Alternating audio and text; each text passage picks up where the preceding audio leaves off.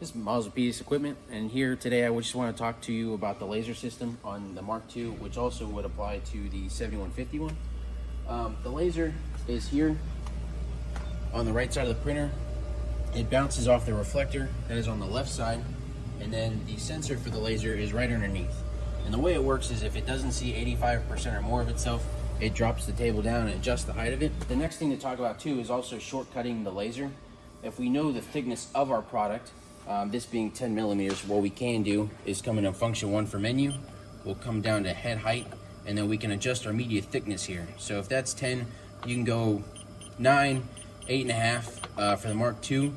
We can definitely go closer to a millimeter.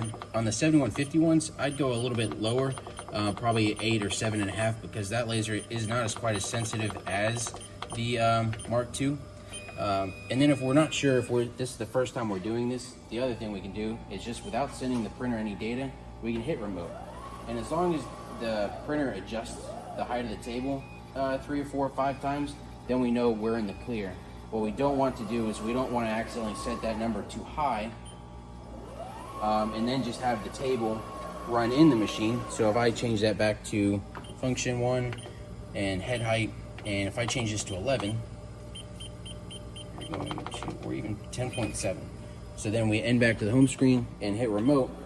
What we don't want to do is we don't want the table to run in there, because then that's going to have too big of a head gap, so we're going to end up with overspray and light reflection, and the printer will not be as crisp.